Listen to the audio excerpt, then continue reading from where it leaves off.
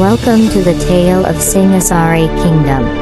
Singasari rose to become one of the great kingdoms of the Nusantara, renowned under the leadership of its kings, who extended their influence far beyond the island of Java.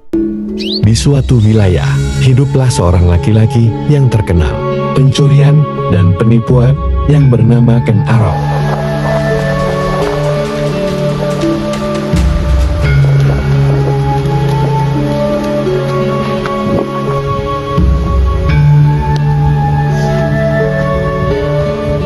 Akibat dari kelakuannya itu, akhirnya dia menjadi buronan kerajaan Kediri. Ia melarikan diri sejauh mungkin. Pelarian ini membawanya dalam perjalanan hingga Gunung Lejar. Wahai pemuda, apa yang sedang kau lakukan? Di sana ia bertemu dengan seorang Brahmana dari India yang bernama Lohgewe, telah datang untuk mencari jelmaan Dewa Wisnu yaitu Ken Arok. Ayo ikutlah denganku. Kemana? Ikuti saja. Ayo. Semenjak Ken Arok bertemu dengan Lohgawe, akhirnya hidup Ken Arok menjadi lebih baik dan juga mencarikannya pekerjaan yang halal. Sementara itu, di suatu kerajaan bernama Tumapil, terdapat seorang kaku, yaitu Tunggul Ametun, yang sedang berbincang dengan istrinya yaitu Ken Dedes. Wahai istriku, sepertinya kita membutuhkan prajurit pribadi Untuk apa? untuk menjaga kita. Jika itu keputusanmu, maka aku akan mendukung. Akhirnya, Ratu pun memberitahukan kabar ini kepada seluruh masyarakat. Dan berita itu pun didengar oleh Ken Arok. Ken Arok yang telah mengetahui hal itu pun bergegas pergi ke kerajaan.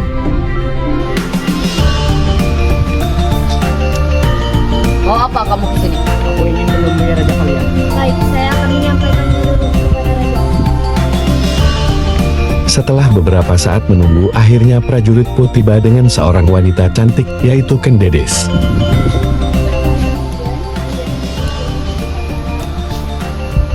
Ada keperluan apa buatmu? Aku ingin menemui raja kalian. Kalau begitu ikuti.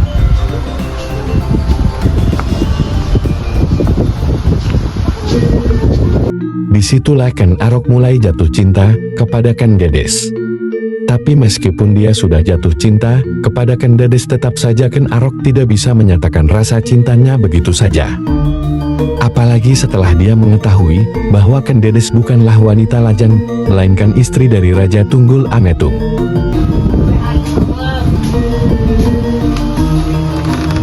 Siapa dia, wahai istriku? Dia adalah calon prajurit pribadi kita. Perkenalkan dirimu. Perkenalkan, nama saya Ken Arok. Saya ingin melamar menjadi prajurit di kerajaan ini, Raja. Punya pengalaman apa kamu? Saya pandai bertarung. Jika kamu pandai dalam bertarung, maka lawan dua prajurit saya.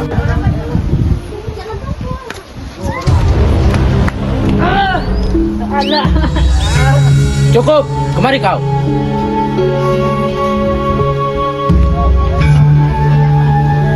Ken Arok yang sangat sakti pun mampu mengalahkan dua prajurit raja. Kau sudah berhasil mengalahkan dua prajurit saya, maka begitu kau diangkat menjadi prajurit pribadi saya. Terima kasih, Baginda Raja. Berdiri. Beberapa bulan kemudian, pada pagi itu Ken Arok sedang mengelilingi istana. Tak sengaja ia melihat Ken Dedes yang turun dari tangga dan tersingkaplah pakaiannya.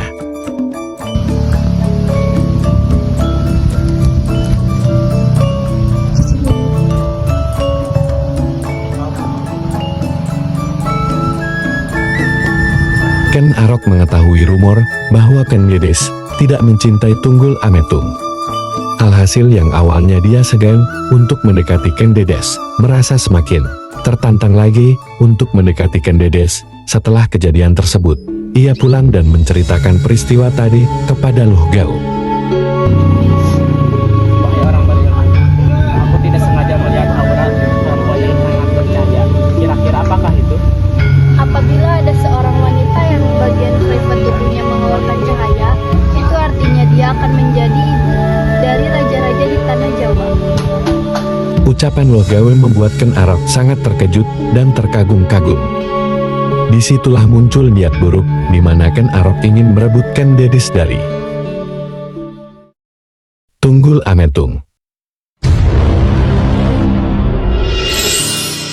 Ken Dedes harus menjadi istriku, apapun itu caranya.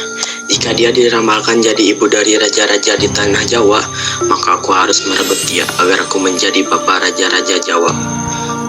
Karena hatinya telah dibutakan, akhirnya Ken Arok pun menyusun siasat untuk bisa menyingkirkan Tunggul Ametung dengan cara membunuh Tunggul Ametung.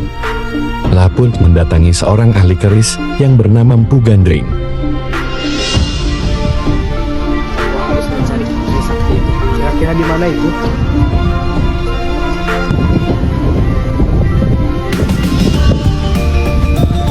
Wahai Mpu Gandring, apakah kamu membuat keris sakti untukku?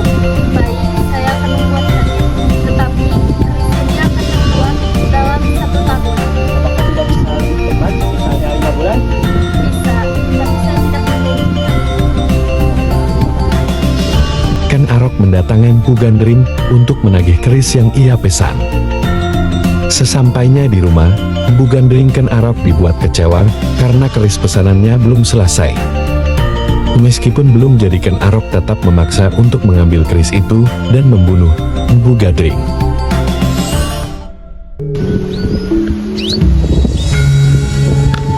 Wahai Mpu Gandring, apakah keris yang aku pesan sudah selesai?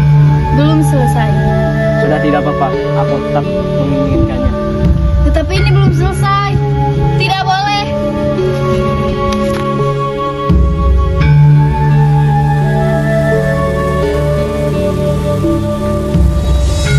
Setelah Mpu Gandring tewas, Ken Arok pun pulang ke Tumapel dan membentuk strategi untuk menyingkirkan Tunggul Ametung. Beberapa saat kemudian, dia akhirnya lagi-lagi menemukan sebuah ide yang licik. Ken Arok tidak ingin mengotori tangannya untuk membunuh Tunggul Ametung dan akhirnya dia menjebak temannya yang bernama Kebo Ijo.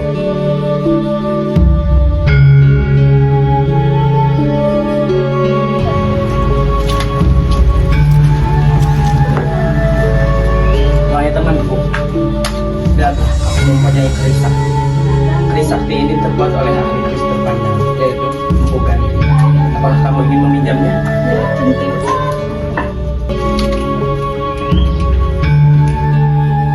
Kebo Ijo pun pergi dan segera memamerkan kepada teman-temannya, bahkan kepada seluruh penduduk. Bahkan ia mengaku-ngaku bahwa keris itu miliknya. Hei, lihatlah, aku mempunyai sebuah keris sakti. Hahaha. Setelah orang-orang percaya bahwa keris itu milik Kebo Ijo, disitulah Ken Arok pun memuluskan rencananya untuk membinasakan Tunggul Ametung.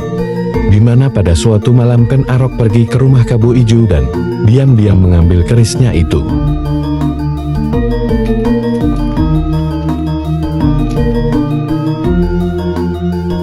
Ken Arok pun memasuki kamar raja dengan diam-diam dan langsung menusuk dada Tunggul Ametung dengan keris tersebut.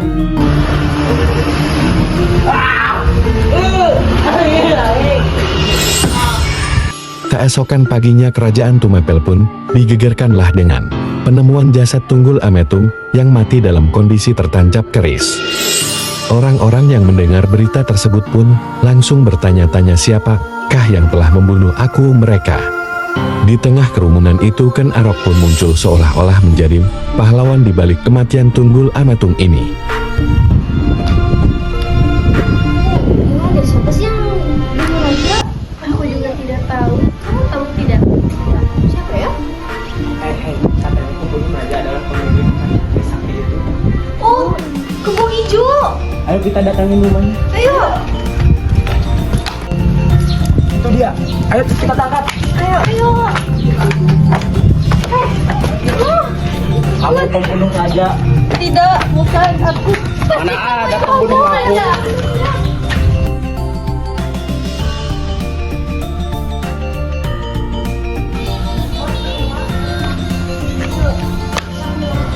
Selamat, Anda menjadi raja.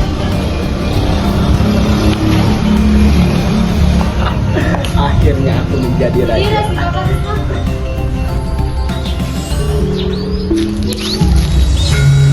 Wahai Kendedes, apakah kamu ingin menikah denganku?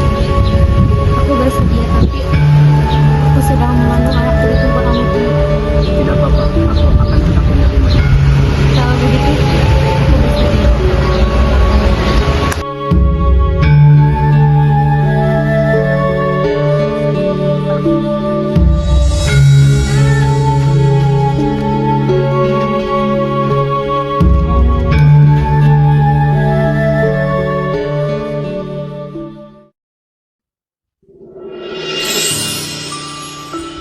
Pada malam itu, Anusapati yaitu anak dari Kendedes dan Tunggul Ametung berjalan menghadap sang ibu.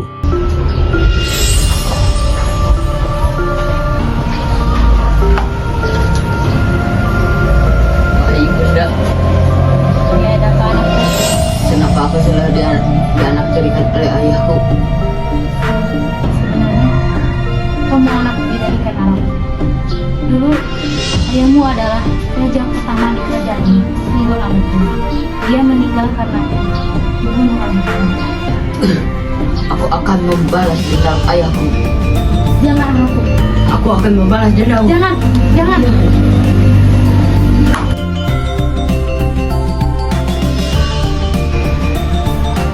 Wahai temanku, tolong bantu aku untuk membunuh Ken Arok Bagaimana saya melakukannya? dengan keris ini. Baiklah, saya akan melaksanakannya.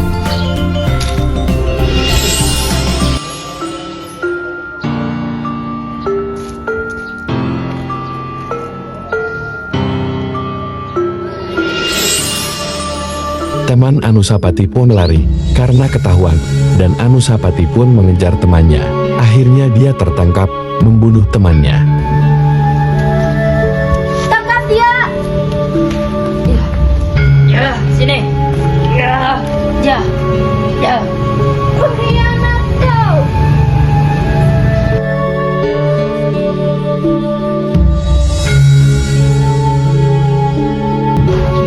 Akhirnya aku sudah menjadi raja. Hahaha.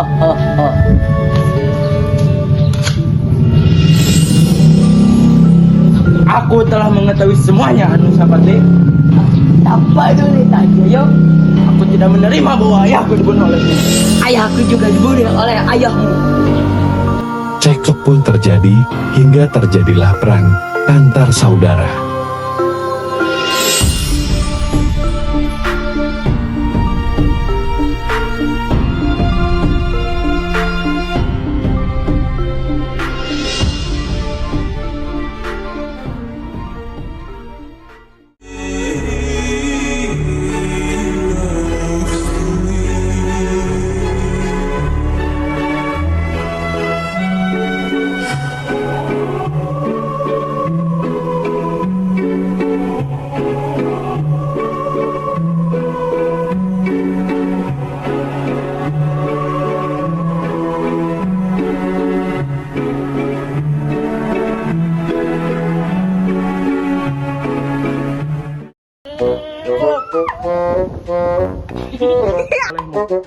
Aku juga